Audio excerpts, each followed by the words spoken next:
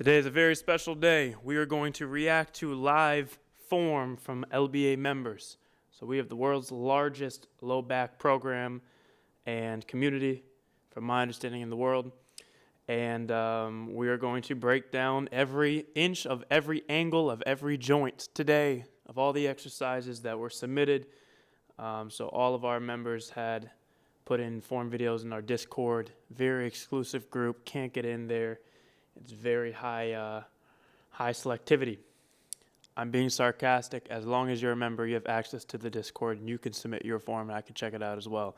So we're going to go through all the exercises I have people use to try to fix their back pain, and we are going to break it down. So let's get this thing rolling. Let's get this thing rolling.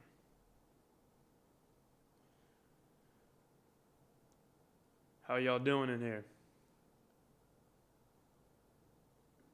We got this thing going. Fixed it.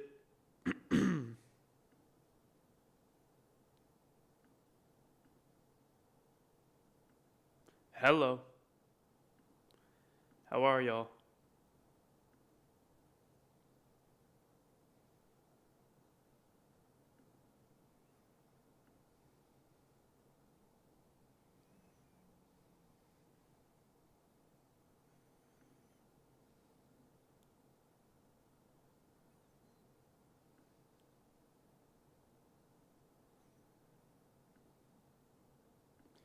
What's up? What's up?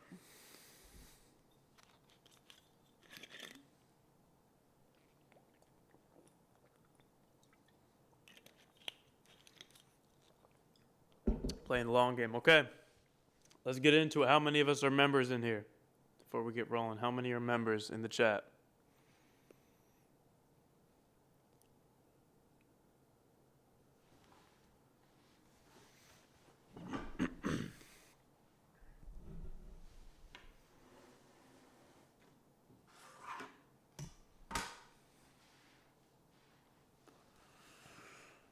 Okay. I see you. Let's get going. We're going to get going right now. Let's do it. Let's share the screen and let's start looking at some form.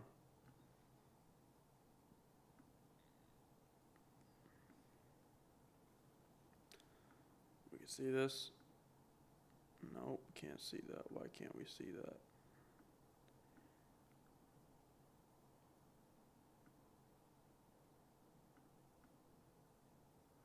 Why are we only seeing my settings? We don't need to see my settings.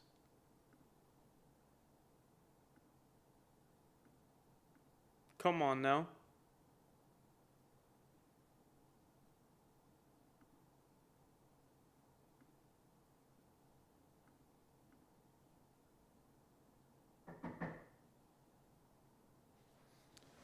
Someone's gonna knock that hard.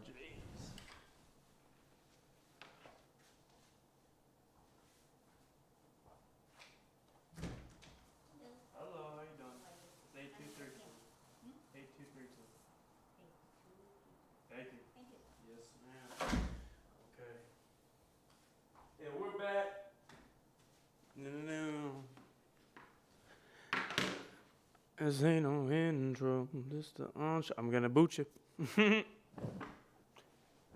You, please. Remember the goal today.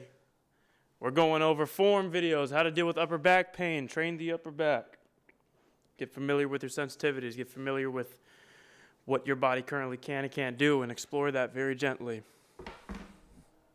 Trap 3 raise, get started on it, see how that feels.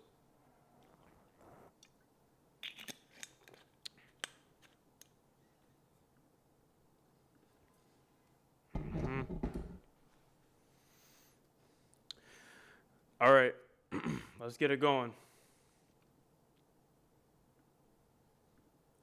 Got to find out why it's not showing. It's showing a very different thing.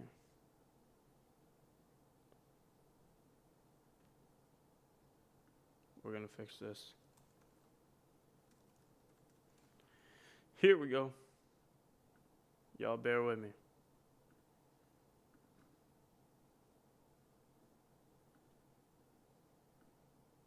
Yep, there it is. I don't know why everything that could go wrong is going wrong today. Everything that could go wrong is going wrong today. Everything.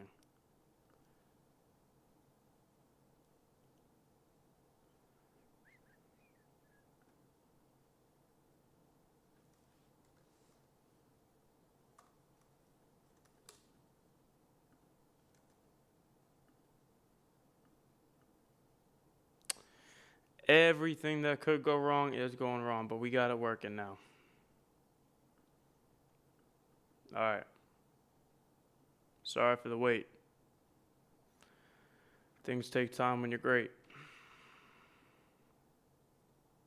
That's a fun one to look at, huh? It's a test. Amen, exactly. And I was thinking about this earlier, you know? I was thinking about this earlier. Why? Okay. Now I'm starting to get a little confused now. The way we had no issues with this before.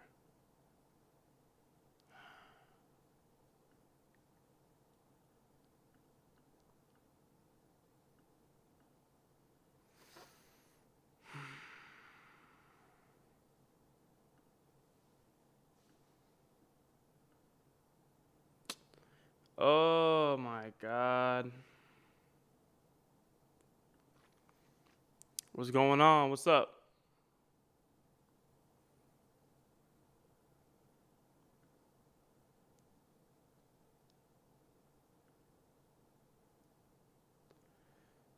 There it is. Okay. Why was it? It's just, I swear, a lot of things that could go wrong will go wrong. This is how I was feeling before, anyways. You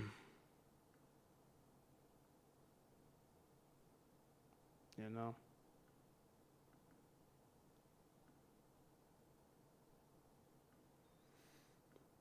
Sorry about this. All right.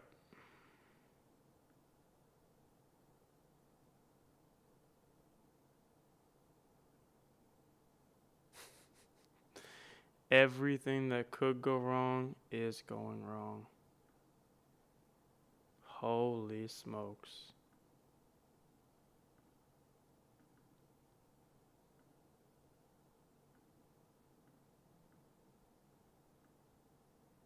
Now we're good. Pokemon, I know, right? I don't even know what the heck what's in there for. Here we are. Now, let me ask some. We all see the Discord, correct? We can all see this. We're all cool now.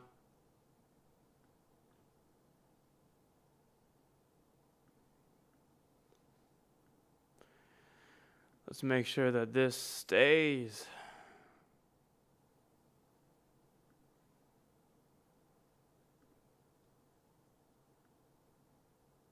All right. Let's get it going. Let's go over some forms. So I'm going to show form videos that members have submitted, and I'm going to give feedback and point out some things to work on. Can y'all verify with me in the chat real quick that y'all can see what I'm looking at in the Discord? That y'all are inside here? Can you see that? Just verify for me.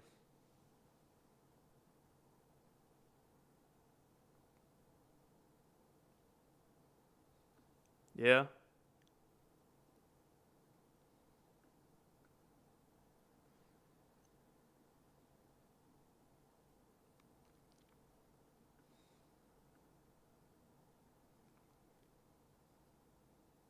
Cool. Cool. Let's get it. All right, let's start her up. Let's knock it out. Send form vids here. Here we are. All right.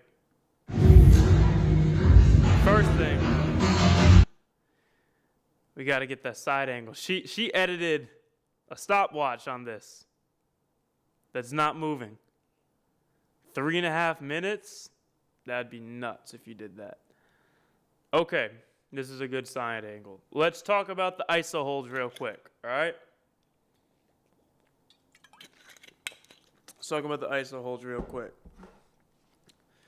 Y'all can see what's on my screen, right? I'm only going to verify one more time because we had so many issues. I just want to triple check before I really get into this, just making sure. Y'all can see? Yeah, I see it on my screen. So, when we're doing iso holds, it's not just about how long you can muster yourself to stay upright, because there's a difference from being just with your head up and you're keeping up versus staying strong and long, because that is truly the goal. You should be able to have a straight line drawn from the ankle to the knee to the hips.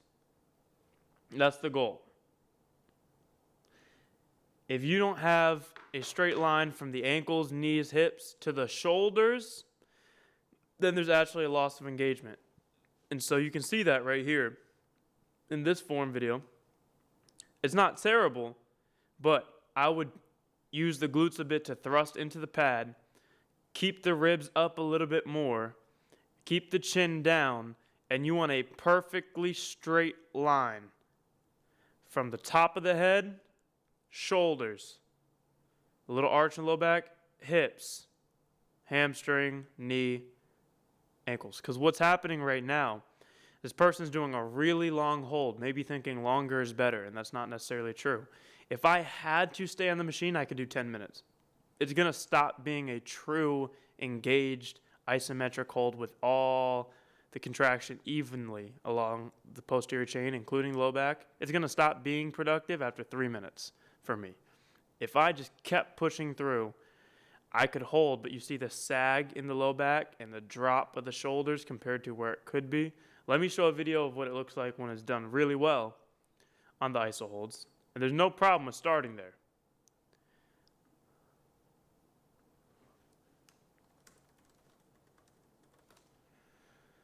No problem with starting there. However, we want to work up to an iso hold that is long. And I use that word on purpose. Boom. So look at this. You got ankles, knees, hips. I got a little arch, shoulders, head. You can draw a fairly straight line. And now smaller muscles. From my ankle, knee, hip, shoulder, head is pretty much in a line. That's me talking and yapping. But if I were really locked in on the form and thinking about it all, my posture and positioning would be very deliberate. Hold or a small range.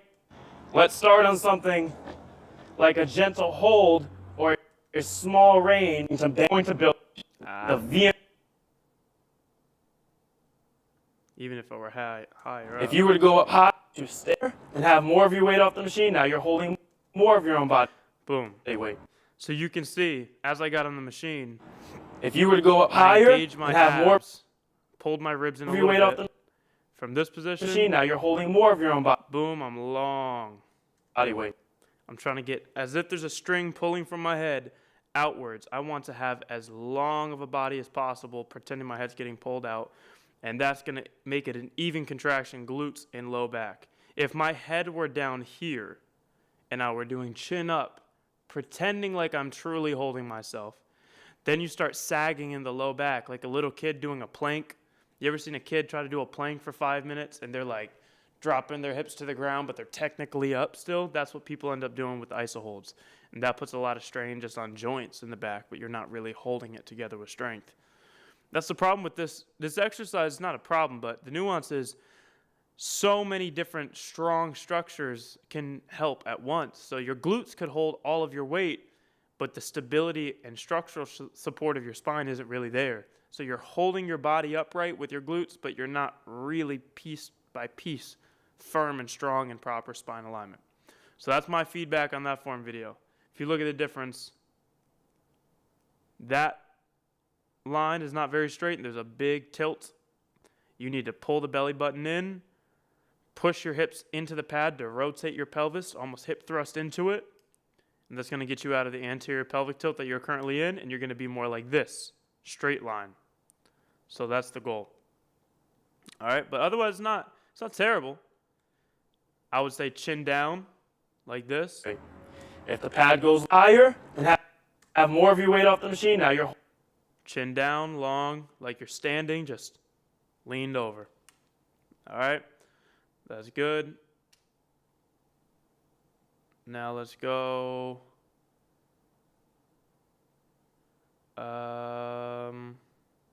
We don't need that. Actually, let's go back. Okay, now let's get into this now. Next one.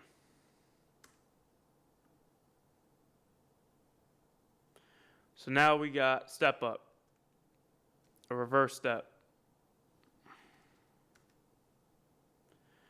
Brother, I'm 22 years old, struggle with low back pain that goes down the buttocks and legs. I've been playing football for 3 years and I'm super robotic.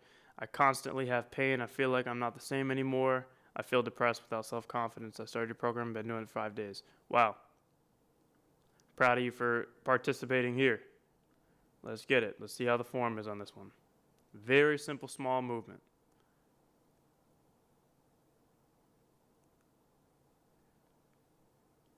Okay.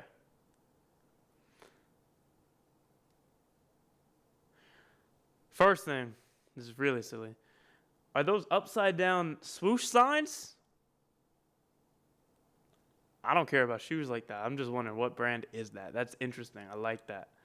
They should get sued by Nike. But the form looks good.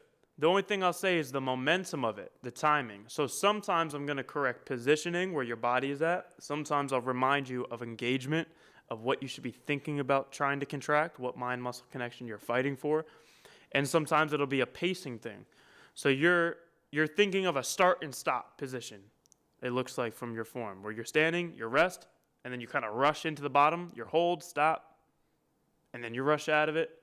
What I would rather see you do is very slow and steady, non-stop. Lower tap, back up tap, lower tap, and you're not at any point really starting and stopping so aggressively, you know.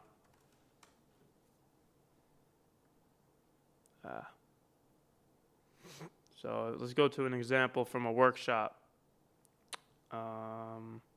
Which one would have a good one? This is probably good. It's a good try though. Yeah. So they're doing reverse tap here. I get it. All right, switch. So then that way we're both just shuffle around. Let's see what we can do. If we all go in unison, keep the heel on the ground and tap. You don't have to go super far. So we're doing right leg forward. If we need more space, just shuffle around. Let's see what we can do. I guess I didn't really get a good one on this video. Let's look at another.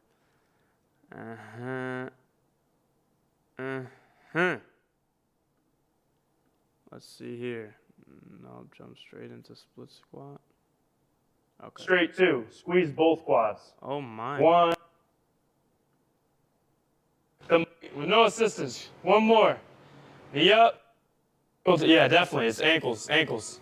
Nice. Okay. Good job. Toes are pointed. Could be dead straight or slightly out. Make sure your knee is tracked. Straight down is pretty easy. We're going for a minute. So you go deeper. Straight down is pretty. I think I'm always doing one rep to try to show what they're doing that I don't do. Straight or slightly out. Make sure your knee is tracking pretty in line with the toe. Gentle tap. But basically, you reach out in front, you go deeper. Slow control. Straight down is pretty easy. Keep it We're constant. going for a minute, so it's plenty slow reps, nice and slow. On the floating leg, yeah, a little bit. Try to keep the. Let's show people's form. Let's watch. They're doing good.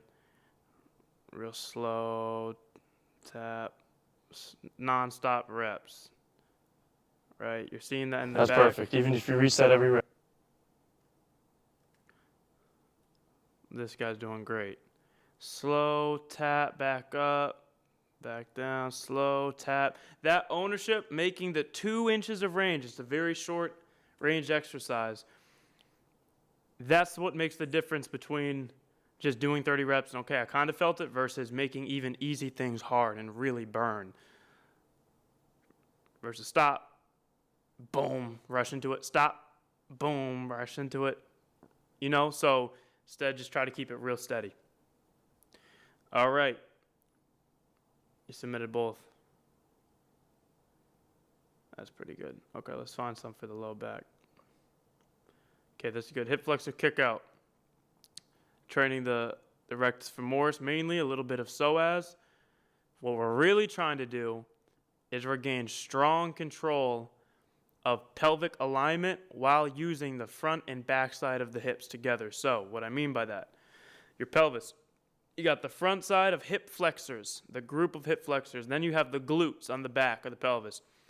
Pelvic tilt has a number of things that can affect it, but part of it is the control and antagonistic strength and ability to use your glutes and your hip flexors and not lose your posture and lose positioning when you try to squat or deadlift, or if you try to hinge in RDL but you overly arch your back, or you're squatting and you're not actually braced well, you're just arching.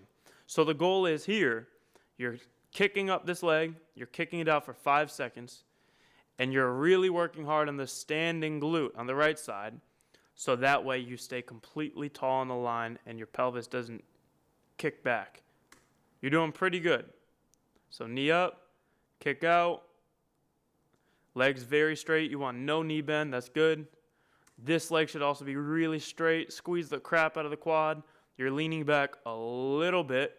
You want to be a little bit more forward with your ribs. But this is pretty good. You're leaning back a little bit. You can see you want to really squeeze the standing glute hard. So you're going to be sore, feeling it on this hip flexor on top of the thigh, and you'll also be getting sore and feeling it intensely on the standing glute that's fighting the urge to lose your hips and have it tucked down. Let me show. I know I do have one from the workshop that's good on that one. Let me show what that looks like.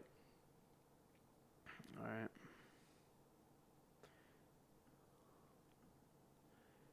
I know we had that one definitely in Boston. So we're all doing it here together. Let's see if I get a side view of me.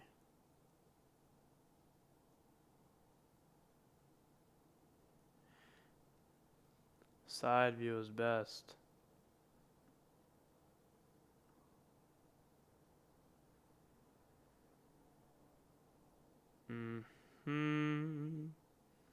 Here we go.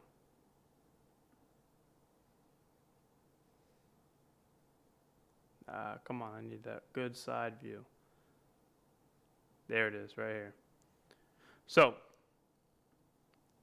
really trying to be super long and straight. Ankle, knee, glute, shoulders, head, completely straight. Only kicking out this leg as high as I can that I don't lose that. What most people do is they'll bend the knee a little bit. They won't squeeze that right glute. But nothing in your body should move. I think that's to make it happen, there's no need to do it that high. You should just lower down to here. Very still on the standing leg, completely straight here, and nothing in your body should move. It should look very still. You're just kicking out. Super hard. If you can tell that you're moving because something in your body is shifting to make it happen, there's no need to do it that high. You should just lower down to here. Start low. I don't even know if I'm that strict, but.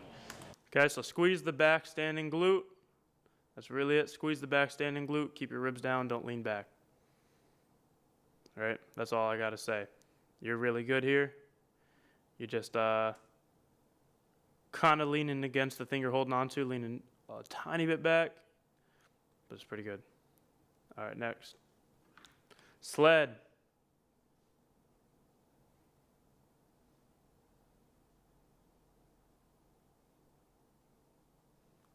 So look at the sled. The tough thing, so this sled, I'm going to say off the bat, is too low.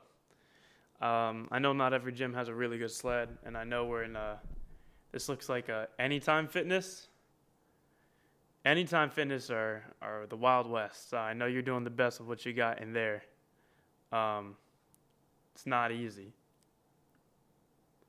I'll turn down that right there. Okay. Turn down the audio for you a little bit.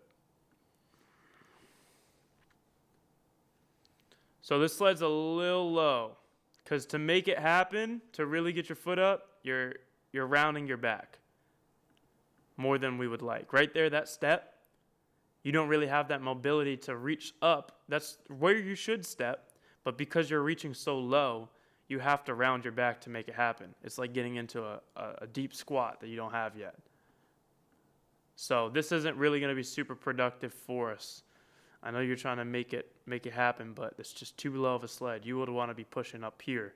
So again, your body is a dead straight line. In a lot of these exercises, we're trying to teach you a new neutral. Pushing through the spine or contracting, pulling at the hips while in a neutral posture. So head tall, crown of the head up, chin down and back, good posture there, shoulders down, normal arch in the spine, normal positioning, ribs down, glutes contracted. All this you should literally see a straight line and your head should be up here. Or if you're going to be this low, your hips would have to be lower. So I'll give you an example of what that looks like. The backwards, you need a longer rope because you're lifting it upwards, not really back. I like the initiative to make it happen, but we're going to need a different sled, just truthfully. Okay, so if we see, let's find a nice, slow sled push. I've done a few. This one, I want to talk about the sled for a little bit because it's really important.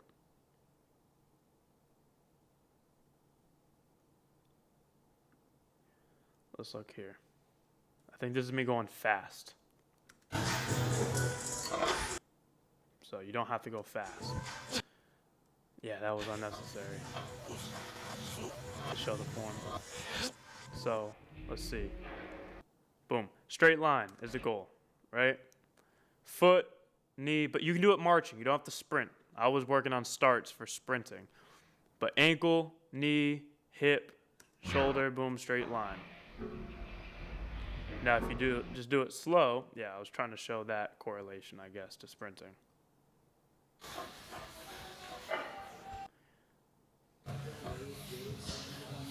Did I sprint, everyone? I guess I was. But anyways, right here.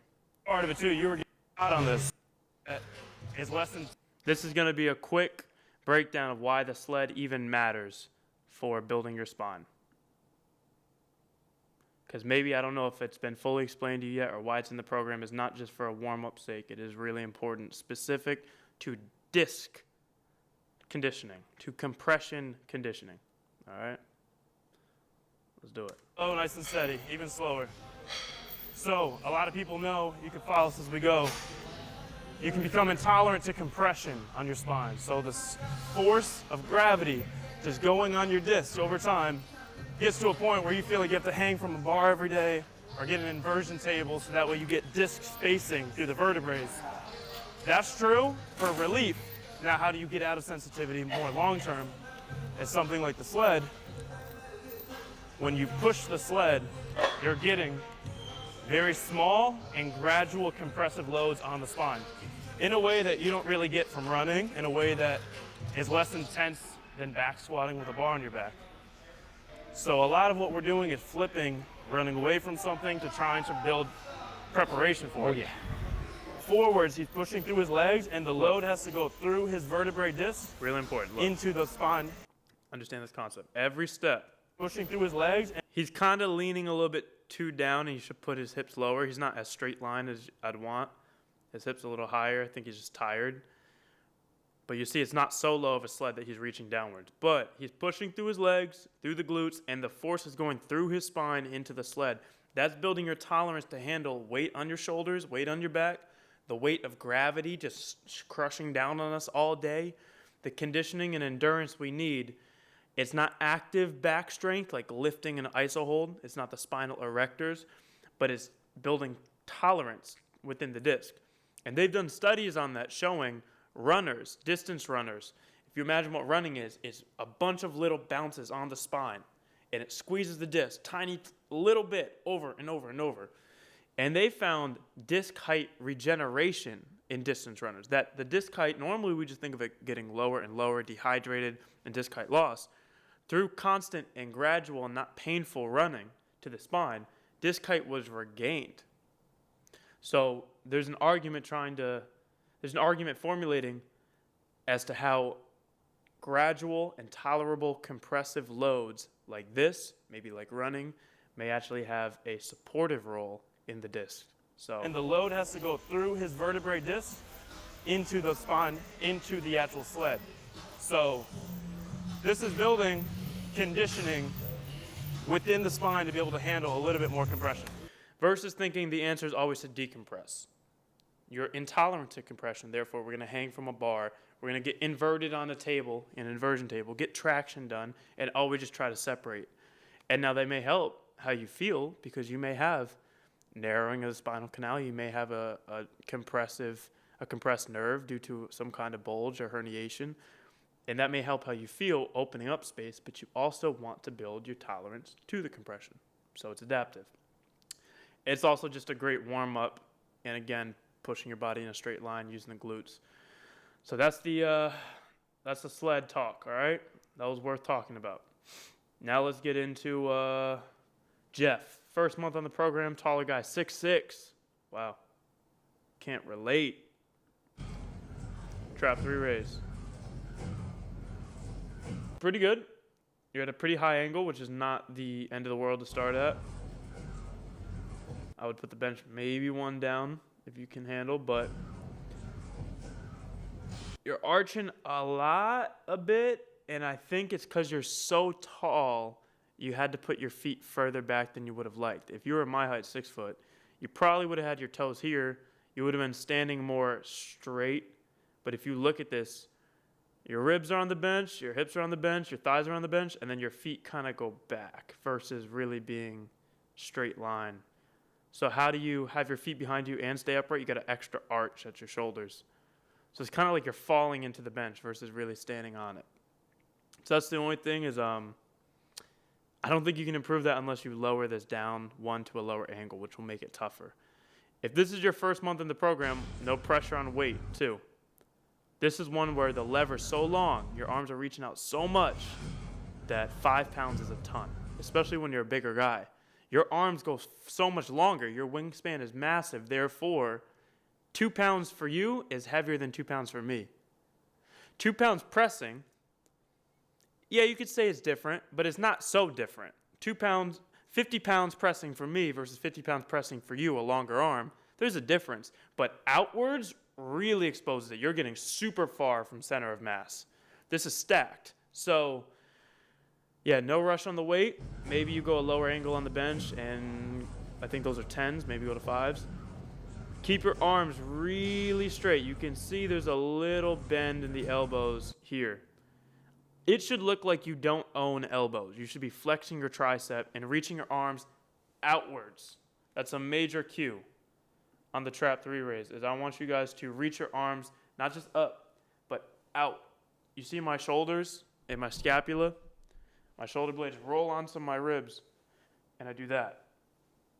When I reach up, I'm also out. Because what activates the low trap muscles is having the rotation of the scapula, your shoulder blades, on your ribs. It has to rotate. If your shoulders are down and back and your arms are bent, it's shoulders, it's delts. But to get the traps where you want it here, you have to let the shoulder blades roll as you lift. You're hinged forward and you reach as far out as you can. Still flat back, but through letting your shoulders go as you reach, you're going to feel a lot more versus here. Something to just think about. Pretend someone's grabbing your wrists and pulling you out as you do the reps. Okay, next. Back at it.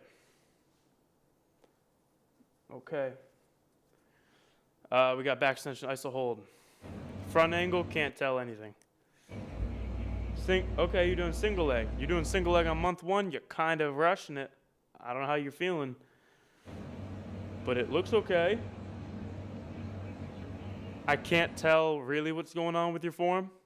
It kind of seems like maybe you're trying to stay up versus out, because your eyes, it's hard to tell, but it looks like your eyes are just like you're standing, like straight ahead, but they should be down and forward. So let's do a side angle next time. I don't think I told you that before, so it's not your fault. This is funny. I appreciate this one. We got another sled video from the Ring camera. That's legendary. Let's take a look at what he's got going on here.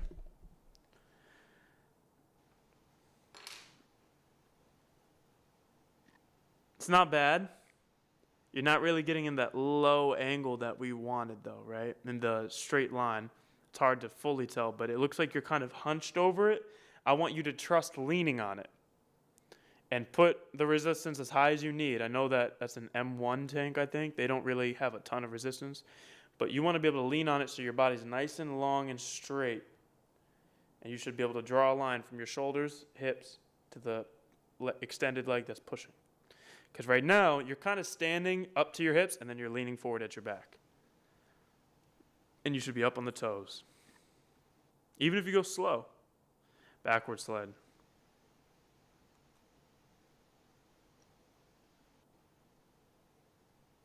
Said you felt wobbly? Well, it looks like you're kind of walking tightrope. Like your feet are really stacked on top of each other. And your toes are pointed outwards. I would keep the feet a little more straight.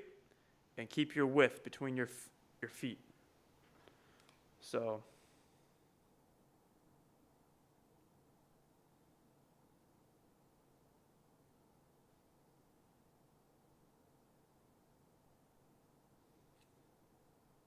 how y'all doing in the chat?